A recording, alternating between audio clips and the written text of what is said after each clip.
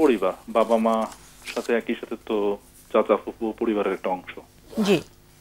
তো সেই ক্ষেত্রে বাবা মার অবর্তমানে চাচা ফুফুদের সাথে মানে পারিবারিক রক্তের সম্পর্ক বা ম্যাটারনাল প্যাটার্নাল আমরা যে দিক থেকেই বলি তাদের সাথে সম্পর্ক ঠিক রাখতে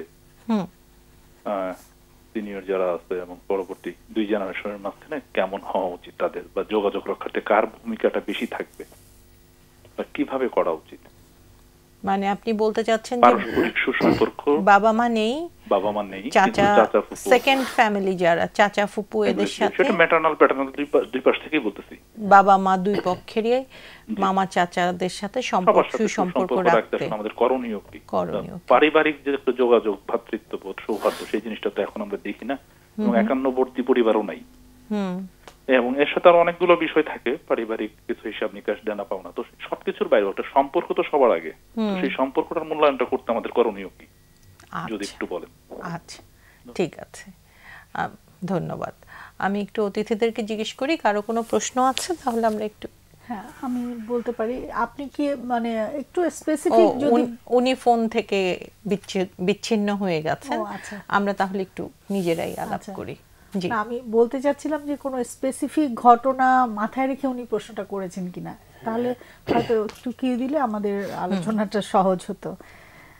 এখানে যেটা বললেন যে আত্মীয় স্বজনের সাথে সম্পর্ক বজায় রাখা পর্যায়ক্রমে, আসলে আমার যেটা আমরা দেখি আমাদের পরিবার সারাউন্ডিংসে কালচারে যেটা আমরা চর্চা করি, যেমন কেউ যেন ধরেন ছেলে মেয়ের দায়িত্ব কার হবে, ওইটা আমি বলতে চাচ্ছি যে এটা আসলে ছেলে মেয়েদেরই দায়িত্ব, মানে যারা ইয়াং জেনারেশন, ফ্যামিলি অবশ্যই। ধরেন ভাতিজা বিয়ে করেছে, ভাতিজা যদি হয়, বাবা মা মারা গেছেন, বাবা মা মারা গেছেন, বাবা মার পক্ষের এবং উভয় পক্ষের চাচা চাচি খালা খালু এদের সাথে সম্পর্ক কিভাবে সুসম্পর্ক রাখা যায়? সুসম্পর্কর প্রথমেই তো কমিউনিকেশন লাগবে, সবার যোগাযোগটা লাগবে। তাহলে ফোন করে একটা খোঁজ নেওয়া যেতে পারে, তার সাথে কথা বলা যায়, ব্যস্ততা না থাকলে একটা মেসেজ, যদি সেগুলো এটাতে অভ্যস্ত থাকে তাহলে একটা মেসেজও দেওয়া যায়। এখন কিন্তু মুরব্বীরা অনেকেই হোয়াটসঅ্যাপ মেনটেন করে, ফেসবুক মেনটেন করে, আছে, এগুলো নিয়ে সময় কাটায়, তাহলে খোঁজ নেওয়া সেটা একটা ব্যাপার। তারপরে কেউ অসুস্থ হলে তাকে দেখতে যাওয়া, আমরা অনেক ব্যস্ত যাচ্ছি না, এটা ইগনোর করা হয়ে যাচ্ছে আসলে। সেখানে আমাদের এটা কিন্তু পারিবারিক শিক্ষা, আমি বলবো এটা একদম পরিবার থেকে এই শিক্ষাগুলো আসে। ছোট থেকেই শিশুটা দেখে তার বাবা মা অমুক চাচার জন্য গেছে, অমুক চাচির জন্য শাড়ি কিনছে বা এই কিনছে, এই যে এগুলো দেখে দেখে আমরা বড় হই, তখন আমি নিজেই ওটা করব। পরিবার থেকে বিষয়টা আসতে হবে, যার বাবা মা এগুলো করে না সেই ছেলে মেয়ে এগুলো বুঝবে না, এই রেসপন্সিবিলিটি বুঝবে না। তারপরে তো বাবা মা মরেই গেছে, কিন্তু ওই বাবা মা তো ছিল, সে তো বড় হয়েছে বাবা মার অ্যাটিটিউড দেখে, আচরণ কি করেছে, দায় রেসপন্সিবিলিটি কি করেছে তার ফ্যামিলির জন্য, এইটার উপরে নির্ভর করে সে কতখানি করবে। কারণ না দেখলে সে ওটা বুঝবে না, তখন কাউকে বুঝিয়ে দিতে হবে। হ্যাঁ, তো ঈদের সময় মুরব্বীদের শাড়ি কাপড় কিনে দেওয়া বা পুরুষ যারা আছেন তাদের পোশাক গিফট করা, এগুলো আমরা দেখেছি করা। তারপর কারো যেমন নতুন চাকরি করেছে, নতুন চাকরির ফার্স্ট বেতন দিয়ে সে তাদের ফ্যামিলির মুরব্বী দাদি যদি থাকে দাদির জন্য একটা কিছু কিনি, বা দাদিকে একটু ফল কিনে নিয়ে দেখতে গেলাম, মানে এই যে জিনিসগুলো এগুলো খুবই সুন্দর একটা জিনিস, এবং এটা কিন্তু মনে থাকে। যার জন্য করা হবে সেটা কিন্তু অনেকদিন বলে, মুরব্বীরা কিন্তু খুশি হয়ে বলে অমুকে এসেছিল আমার জন্য, এই করে গেছে, এই দিয়ে গেছে। তো এই যে সুসম্পর্ক কিন্তু বিনিময়যোগ্য বিষয়টা, আমি করলে আমি সেটা পাবো, আমি যদি করি তখন সে কিন্তু কথাও বলবে, সে ওইটা অন্যকে বলবে, বা সেও তার জন্য ফিল করবে, তার জন্য নামাজ আনতে দোয়া করবে, মনোজাত করবে বেশি, কারণ সামনে যে আসে তাকে মনে রাখে বেশি। তো এভাবে সম্পর্কগুলো বজায় রাখা সম্ভব, যেটা আমার মনে হয়।